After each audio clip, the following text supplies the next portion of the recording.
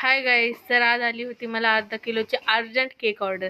तीही माझ्या मैत्रिणीची असल्यामुळे मी ऑर्डर कॅन्सल करू नव्हती शकत, म्हणून मी कसाही करून 2 तासात केक रेडी केला.